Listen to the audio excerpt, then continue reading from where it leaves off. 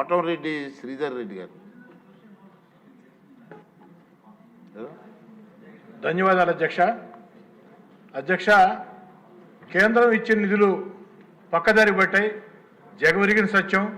దాంట్లో ఎవరికి కూడా ఎలాంటి అనుమానాలు లేవు. ఇంకా బాధాకరం ఏమిటంటే, దురదృష్టం ఏమిటంటే, కేంద్రం ఇచ్చిన నిధులు కేవలం వాళ్ళు అడిగిన వివరాలు ఇవ్వలేక ఆంధ్ర రాష్ట్ర ప్రభుత్వం ఆ యొక్క కేంద్రం దగ్గర పెండింగ్ ఉన్నాయి. నేను రాష్ట్రం అంతా మాట్లాడటంలా నెల్లూరు రూరల్ నియోజకవర్గం గురించి ఒక్క సంఘటన చెప్పి ఆనాటి వైఎస్ఆర్ కాంగ్రెస్ పార్టీ ప్రభుత్వ దుర్మార్గాన్ని, ఆనాటి ముఖ్యమంత్రి జగన్మోహన్ రెడ్డి గారి దుర్మార్గాన్ని ఈ సభ ద్వారా ప్రపంచానికి తెలియజేయాలని చెప్పిన నా కోరిక అధ్యక్ష.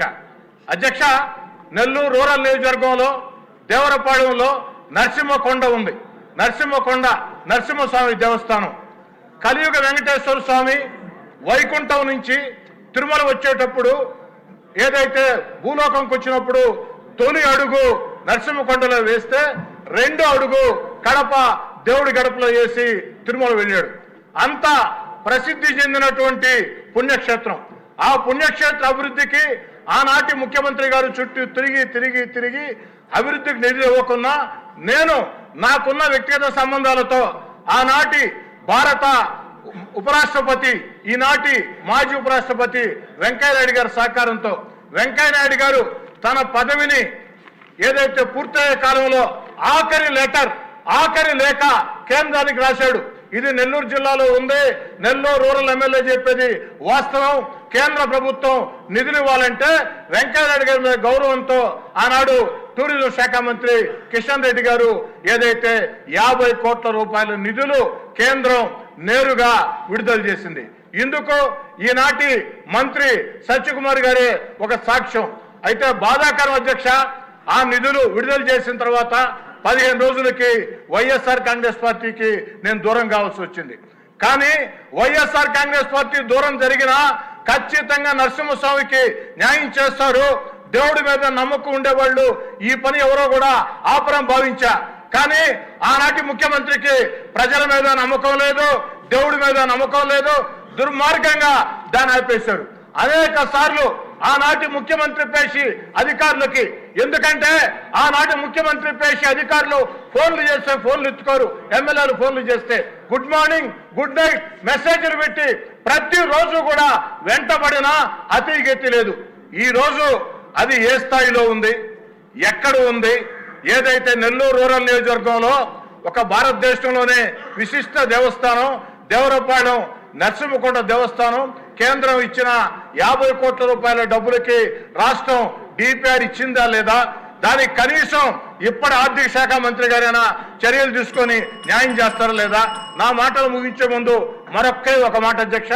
నెల్లూరు చెరువు ఒడ్డున పవిత్ర స్వర్ణాల చెరువులో అమృత్ పథకం కింద ఆనాటి ముఖ్యమంత్రి చంద్రబాబు నాయుడు గారు 2014-19 ముందు, అదేవిధంగా పొంగూరు నారాయణ గారు ఎంతో చొరవ తీసుకుని నిధులు విడుదల చేశారు. ఎన్టీఆర్ నెక్లెస్ రోడ్ అని చెప్పని. కానీ కొంతమేరకు పనులు పూర్తయిన తర్వాత ప్రభుత్వం మారింది, ఆ పనులు ఆగిపోయినాయి. అయినా దాన్ని పూర్తి చేయాలని ఆనాటి ప్రభుత్వం ఎన్టీఆర్ గారి పేరు ఉంటే నిధులు విడుదల చేయదని నేను ఎన్టీఆర్ నెక్లెస్ రోడ్ మరియు గణేష్ ఘాట్ అని ఆనాటి ప్రభుత్వం తృప్తి కోసం అదనంగా పేరు చేకూర్చి అనేక ప్రయత్నాలు చేసిన తర్వాత టెండర్లు పిలిచారు. కాంట్రాక్టర్ టెండర్ వేశాడు. కాంట్రాక్టర్ టెండర్ వేసిన తర్వాత అగ్రిమెంట్ చేసుకున్నాడు. కానీ పనులు ప్రారంభించాల. ఇది ఎంతవరకు న్యాయం? నేను అడిగేది ఒకటే, అమృత్ పథకం రాష్ట్ర ప్రభుత్వం డబ్బు కాదు, కేంద్రం డబ్బు. మ్యాచింగ్ గ్రాంట్ మాత్రమే రాష్ట్ర ప్రభుత్వం. ఏదైతే నరసింహకొండ దేవస్థానం 100% కేంద్రం డబ్బు. అమ్మ పెట్టదు అడుక్కు తిన్నదన్నట్టు ఈనాడు ఆనాడు చేసిన ప్రయత్నాలకి అడ్డం పడ్డారు. ఈనాడు ఈ యొక్క ప్రభుత్వంలోనైనా ముఖ్యమంత్రి గారిని, ఆర్థిక శాఖ మంత్రి గారిని, పొంగూరు నారాయణ గారిని ప్రత్యేకంగా కోరుతూ ఉన్నా ఆ పనులు మొత్తం కూడా పూర్తి చేయాలని చెప్పని. ఎందుకంటే ఇవన్నీ యువ నాయకుడు నారా లోకేష్ గారు పాదయాత్రతో నెల్లూరు జిల్లాకు విచ్చేస్తే నెల్లూరు నడిబొడ్డున వేలాది మంది సమక్షంలో నారా లోకేష్ గారు నెల్లూరు రూరల్ నియోజకవర్గంలో ప్రజలకు ఇచ్చిన హామీల్లో ఈ 2 హామీలు కూడా ఉన్నాయి అని గుర్తు చేస్తూ వీటిని నెరవేర్చాలని కోరుతూ సెలవు తీసుకుంటూ ఉన్నా. ఓకే, ఆడసారి గారు.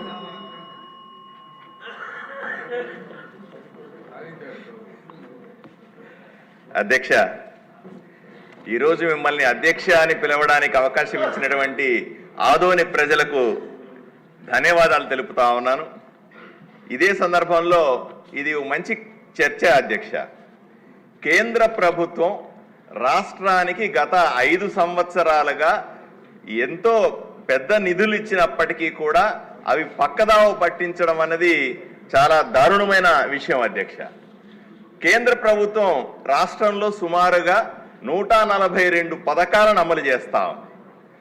వీళ్ళు జగన్మోహన్ రెడ్డి గారి ప్రభుత్వంలో మనం చూసాం, నవరత్నాల పేరు మీద 9 రత్నాలు పథకాలు ఇస్తే రాష్ట్రమంతా బాగుపడుతుందని ప్రజలు నమ్మించినారు. నవరత్నాల్లో కూడా మీరు చూస్తే అధ్యక్ష, మొట్టమొదటిది గృహ పథకం అయితే దానికి 100% నిధులు ఇచ్చేది కేంద్ర ప్రభుత్వమే. అదేవిధంగా ఆరోగ్యశ్రీ అయినా సరే లేదా ఇంకోటి అయినా సరే అన్ని పథకాలకు కేంద్ర ప్రభుత్వమే డబ్బులు ఇస్తున్నా అవన్నీ మావే అని చెప్పుకొని ప్రచారం చేసుకుంది జగన్మోహన్ రెడ్డి గారి ప్రభుత్వం. దీన్ని మనమందరూ కూడా చాలాసార్లు ఖండించాం. నేను చాలాసార్లు చెప్పాను అధ్యక్ష, గ్రామీణ ప్రాంతాల్లో 100 రూపాయలు ఖర్చు పెడితే 80 రూపాయలు కేంద్ర ప్రభుత్వం సరాసరి పథకాలకు ఇస్తుంది అని చెప్పాను. నేను ఒక్క విషయాన్ని మీ దృష్టికి తీసుకొస్తాను అధ్యక్ష, మంత్రి గారి దృష్టికి కూడా తీసుకురావాలి. నా ఆదోని నియోజకవర్గంలో అధ్యక్ష, కేంద్ర ప్రభుత్వానికి సంబంధించినటువంటి పథకాలు డబ్బులు ఎన్ని వచ్చినా సరే రాష్ట్ర ప్రభుత్వానికి సంబంధించిన 10-20% గ్రాంట్లు కూడా ఇవ్వకపోవడం వల్ల అన్ని వెనక్కి వెళ్ళిపోయినాయి అధ్యక్ష.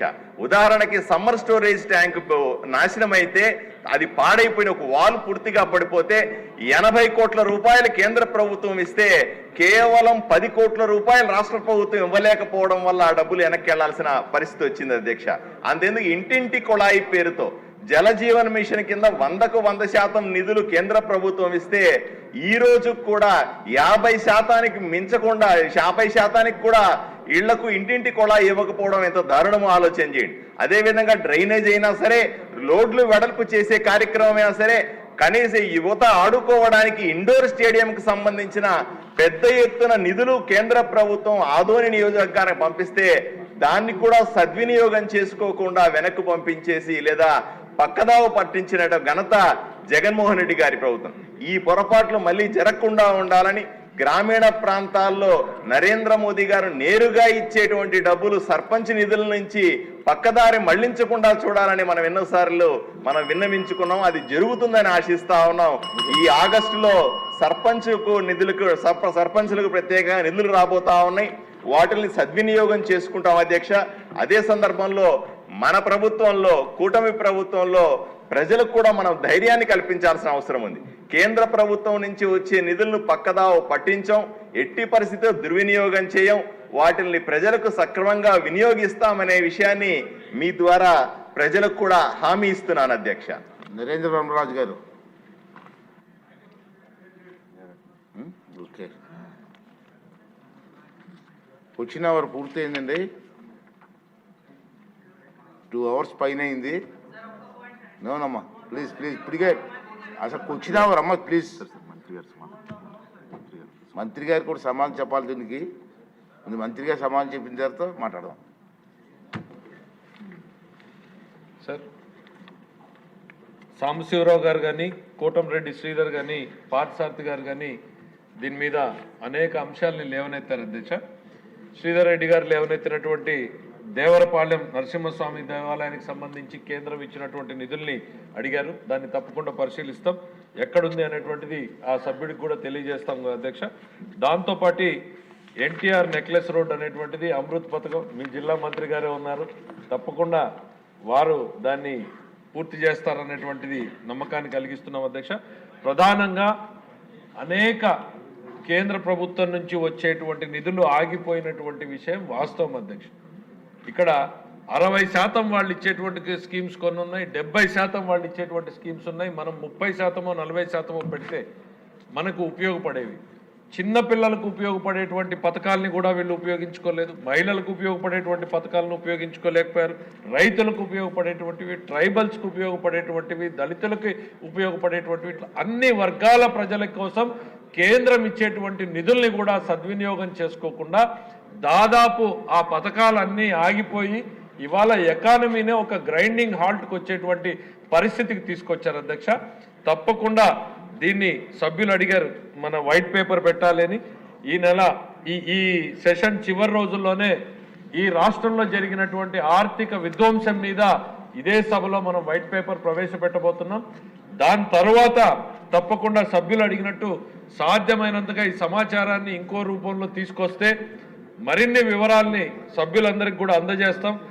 ఎందుకంటే అధ్యక్ష రాష్ట్ర ప్రజలు కూడా తెలుసుకోవాలి అధ్యక్ష, పరిపాలన అంటే ఎట్లా జరుగుతుంది, మేము చెప్పింది ఏదో 4 పథకాలు చేస్తే చాలు అనేటువంటిదా, లేకపోతే సమగ్రమైనటువంటి అభివృద్ధిని కేంద్రం రాష్ట్రం కలిసి చేయాలా అనేటువంటిది ప్రజలు కూడా తెలుసుకోవాల్సినటువంటి అవసరం ఉంది అధ్యక్ష.